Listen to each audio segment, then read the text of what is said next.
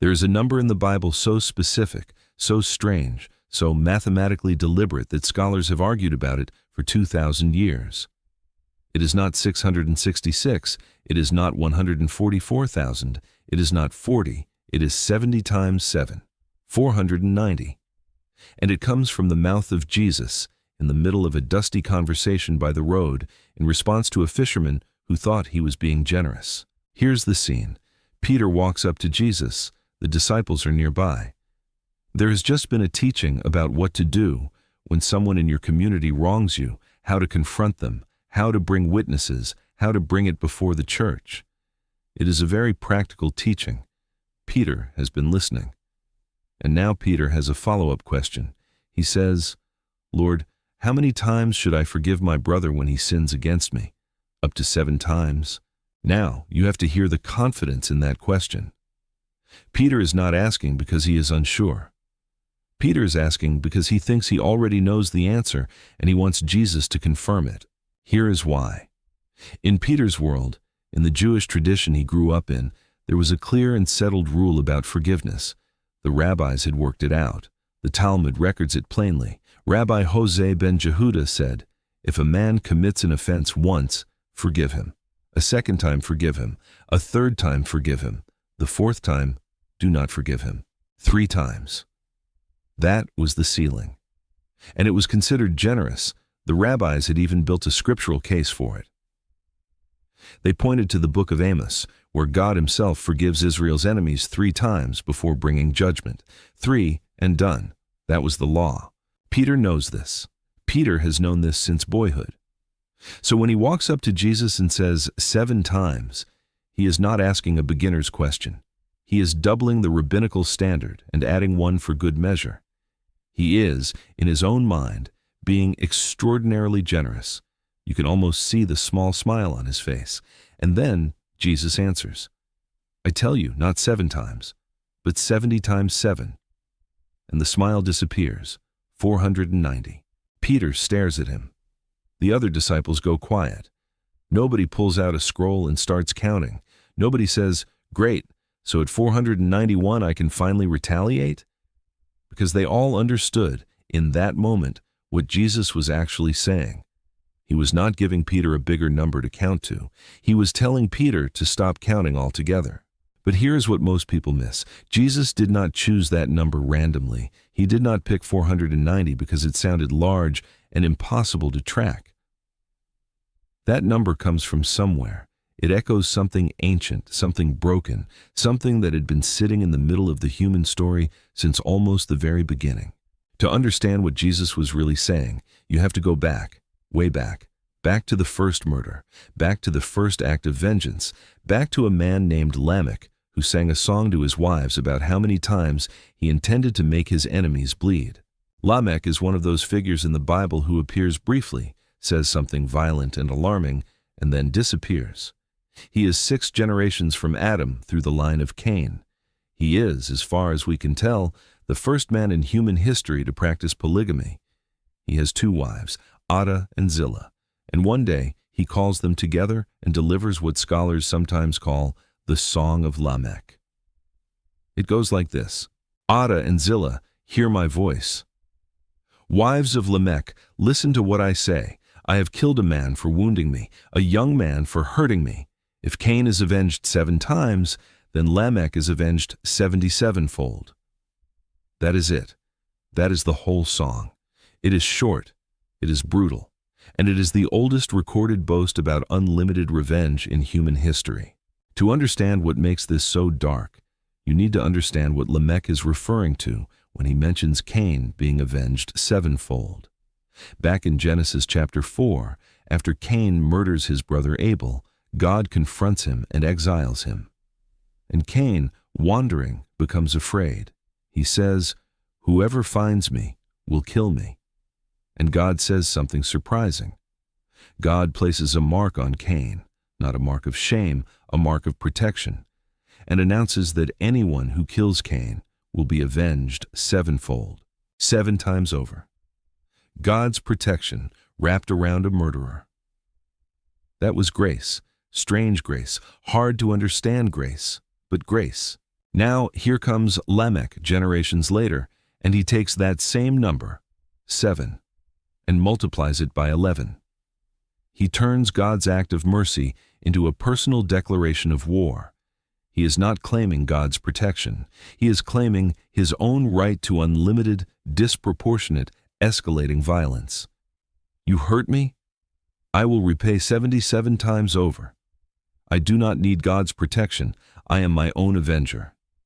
Stay with me, because this is where the story of that number, 70 times 7, really begins. From the first chapters of Genesis, you can trace a pattern in human history. Cain kills one man. His descendants build cities, make music, forge weapons, and the violence compounds. By the time you get to Lamech, a man is being killed just for wounding him.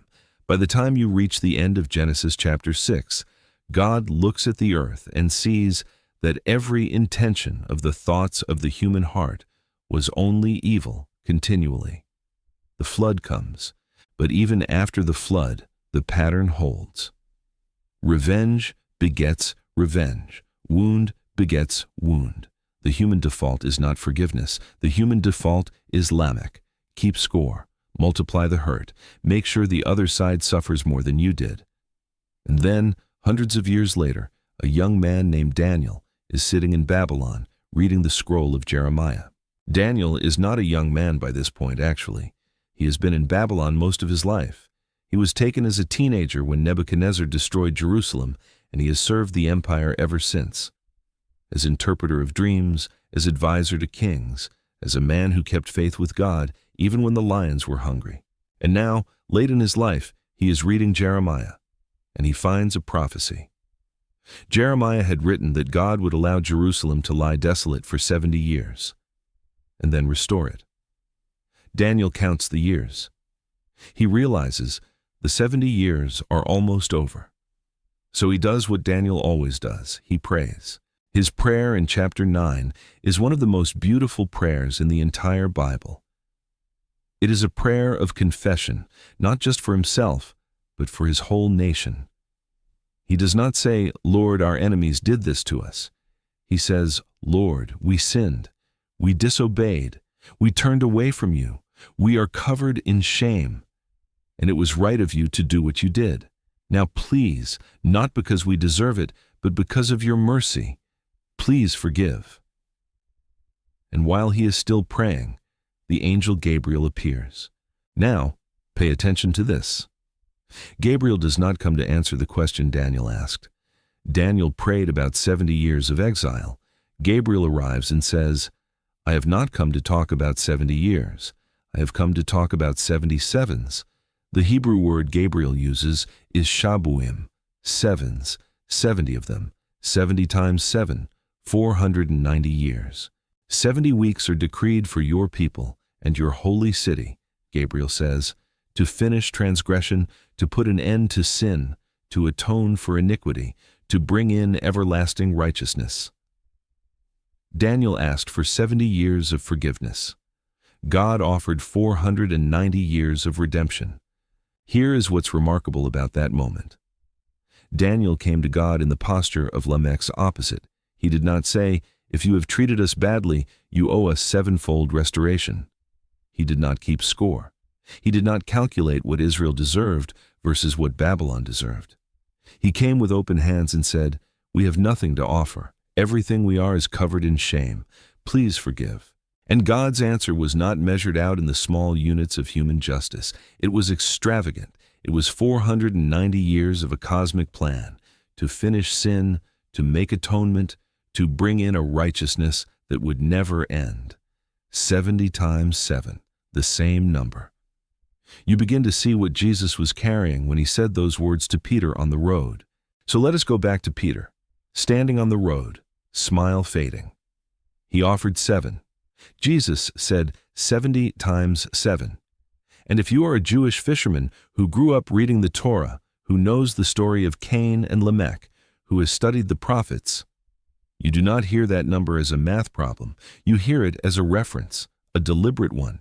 Jesus is essentially saying this: Lamech took the language of God's mercy and turned it into a personal manifesto for unlimited vengeance.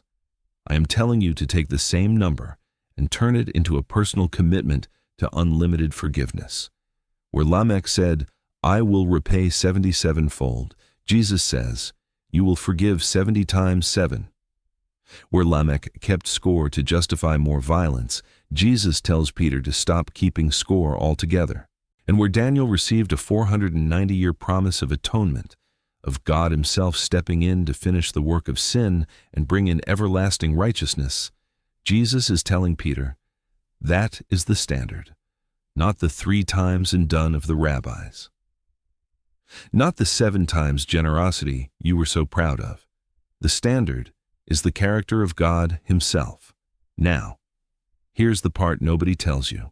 Right after Jesus says this, he tells a story, and the story is the key that unlocks the whole thing. There was a king, Jesus says, who decided to settle accounts with his servants. A man was brought in who owed him 10,000 talents. This is not a small number. In the ancient world, 1 talent was roughly the equivalent of 20 years of a laborer's wages. 10,000 talents. That is 200,000 years of wages. That is a debt so large it cannot be calculated. It is the biblical way of saying, this man owes everything, and then some. The servant cannot pay. The king orders him sold, along with his wife and children. And the servant falls on his face and says, have patience with me, and I will pay you everything. It is a ridiculous thing to say. Nobody with 200,000 years of wages left to repay is going to pay it back. But the king, moved with compassion, does something that makes no financial sense at all. He cancels the debt entirely. 200,000 years of wages. Gone. Forgiven. Released. The Greek word Jesus uses for what the king does is aphemi, to let go, to release, to send away. The same word used throughout the New Testament for forgiveness of sins. The king doesn't restructure the debt. He doesn't create a payment plan. He looks at this broken, begging man, and he lets the whole thing go. And the servant walks out of that room a free man. You can almost feel the relief, the weight lifted, the fresh air of a second chance. And then he sees a fellow servant who owes him 100 denarii. 100 denarii is about 4 months of wages. It is real money. It is not nothing. But compared to what he was just forgiven, it is a rounding error. It is a fraction so small you would need a very long decimal to express it. The servant grabs his colleague by the throat. Pay me what you owe. His colleague falls at his feet and says, in exactly the same words the first servant used with the king, have patience with me, and I will pay you. And the servant refuses. He has his colleague thrown into prison until the debt is paid. The other servants see this. They are deeply distressed. They go back to the king and tell him everything. And the king summons the first servant back. You wicked servant, I forgave you everything because you begged me. Shouldn't you also have had mercy on your fellow servant, just as I had mercy on you?